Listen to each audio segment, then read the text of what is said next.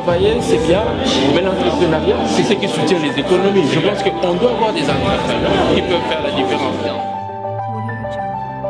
Le pays qui a une inventivité sans doute la plus forte, le pays qui est le débouché naturel de la région et qui est au cœur de l'Afrique, donc il peut tout inonder, c'est la RDC.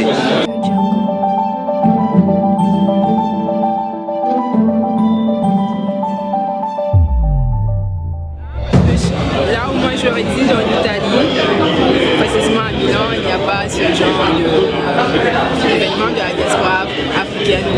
L'Afrique se développe, oui c'est vrai. Le Congo se développe, oui c'est vrai. Mais il serait dommage que le Congo se développe sans les Congolais. C'est une très bonne initiative.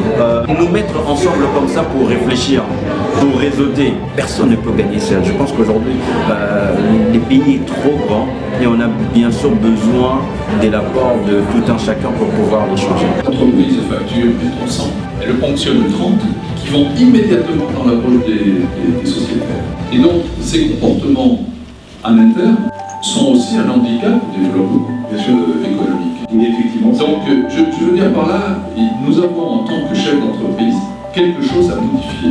C'est clair. Et nous sommes dans cette dynamique-là, nous, Equity Bank, d'accompagner les acteurs congolais, africains qui veulent développer l'Afrique. On assiste à une première et c'est un réel plaisir de voir ces Congolais qui sont finalement, comme nous on aime dire à d'Afrique, une génération qui se met en mouvement, une génération qui se bouge, qui se autodétermine. Et donc c'est quelque chose de plaisant et je suis très heureux d'avoir participé à l'élaboration de ce forum qui est 100% congolaise, d'une diaspora très active. Est-ce que c'est si facile que ça pour nous permettre d'avoir un crédit dans une banque en France aujourd'hui? Non, il y a des structures d'accueil ici en France qui peuvent faire que vous n'avez pas besoin que de la banque pour avoir de l'argent. Donc je suis tout à fait heureuse que vous souleviez ça parce que les banques ne financent pas, c'est à cause des banques ne peuvent pas avancer. Je pense que c'est un gros raccourci, il faut remettre un peu les choses en ordre.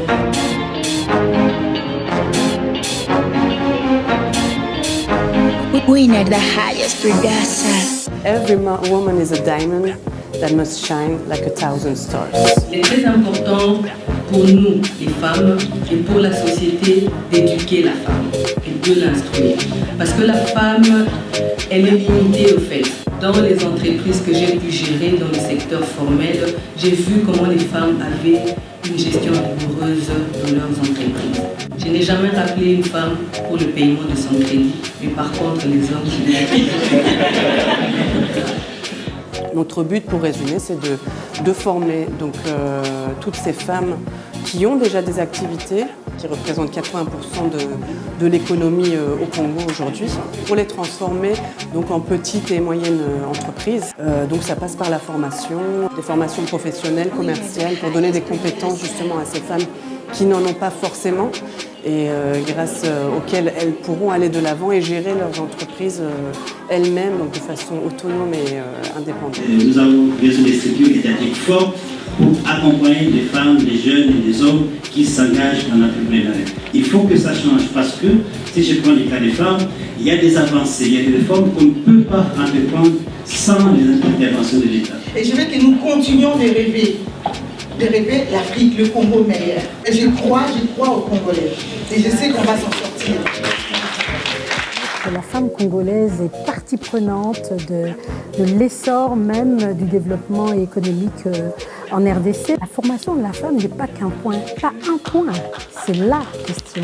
On dit toujours que l'autonomisation économique de la femme passe par son autonomisation intellectuelle. Mais quand on parle de l'Afrique, ces grands facteurs de développement, il y a un des acteurs qu'on oublie très souvent qui est la diaspora.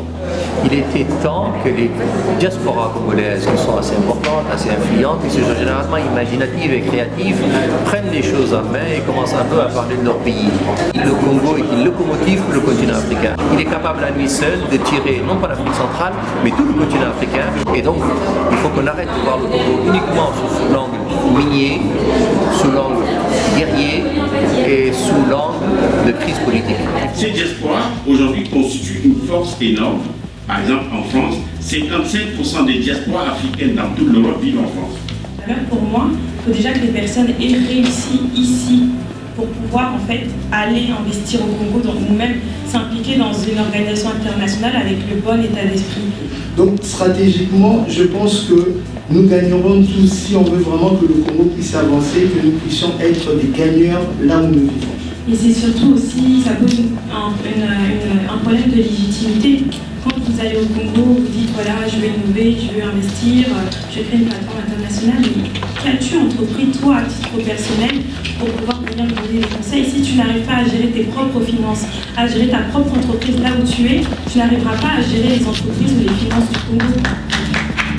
Oui, donc cette mentalité qui dit, moi je vais former quelque chose là, je vais travailler en solo en France, je vais travailler en solo en Belgique, je vais travailler en solo en Espagne, en Angleterre. Et un jour, après quoi, 30 ans, nous allons nous rassembler.